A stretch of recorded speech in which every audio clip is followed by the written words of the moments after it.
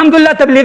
تبلیغي منم تبلیغ منم زت پیدایشي تبلیغ یم چې دومره وړو کما الحمدلله ما به تبلیغ ته شابه جمعې لزه زه شابه جمعې لزم ته تبلیغ د سره منې نه ته تبلیغ د سید وټ لپاره منې اوس چې تاسو وټنو ویلل تاسو د ګروپونو تبلیغ باره کې څومره پاتې شای شوې دا رنګ چې دا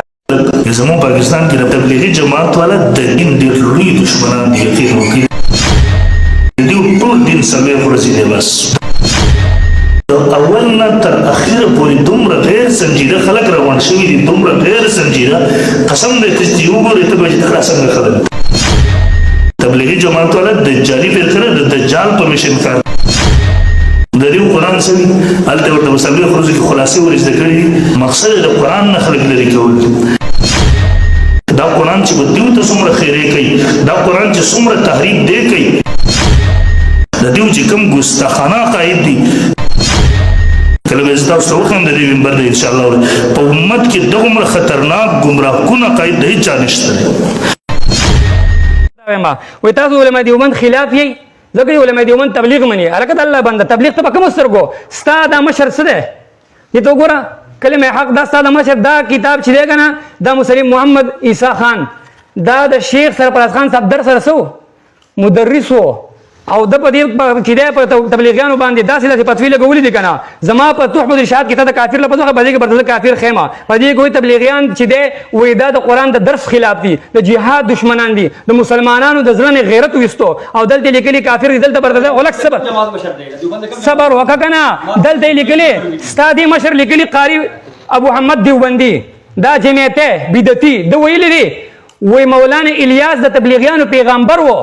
او ته څه چې دا دیوبند چې دی نو زه دیوبندیان چې دی نو موږ دیوبندیانو ته دیوبندي څه منې ته دیوبند منې مولانا الیاس دیوبندي په دې مخکې کتاب کې ما وویې چې مولانا الیاس رحمه الله په دې کتاب تقریض دی دی وایي دغه معجزه وه او ستا دا مشر څه وایي وایي دا کفر دی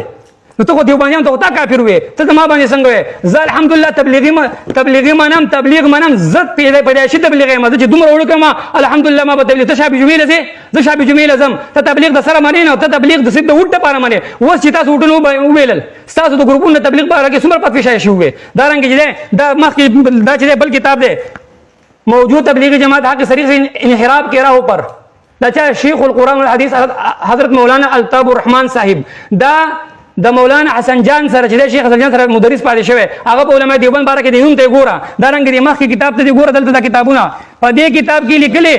وایي په پاکستان چې حوالی ویما وایي په پاکستان چې عذاب راځي ذکر راځي چې په پاکستان کې تبلیغی جماعت ته اس تبلیغی جماعت کا طریقہ کار بدعت ضالہ ہے منہاج نبوت کے خلاف ہے صحابہ کرام کے طرز عمل کے مطابق نہیں ائمہ مجتہدین اور محدثین اس کا کوئی ثبوت نہیں بیا یہ جماعت جذبہ جہاد کو ختم کرنے کے لیے وجود میں آیا مخکې لیکلي دلته ہے مولانا یوسف لدھیانی نے جو فتویٰ صادر فرمایا بالکل مبنی بر حق ہے یہی فتویٰ ہر تبلیغی پر لاگو ہوتا ہے لوگوں ان کے قریب سے جانے سے اجتناب کرنا لازم ہے ورنہ کفر جملہ کہلوا کر ایمان سے خارج کرا دیں گے اور بیوی کو طلاق اور اولاد حرام ہوں گے وہی مولانا یوسف لدھیانی ویلی دی چې دې تبلیغی جماعت نه ځان ساتئ کنه ګوره ښځې به در باندې طلاق شي او اولاد به حرامي شي چې ور سره وګرځېدې دا فتوی به تا لګولې او ماله تا نه راکړې تبلیغی جماعت نه منې سنګین فتنه دی فتنه دی وګوره سنگین فتنه دا به اسلام مشران لیکلي دین محمدي او تبلیغ جماعت دا دی وګوره دا رنګ تبلیغ جماعت او علماء دیوبند دا کتاب دې مشهور وګوره ټول حواله ته به موږ شک در پکې او که په دې اعتراض وکړو به مخکې جواب در کوم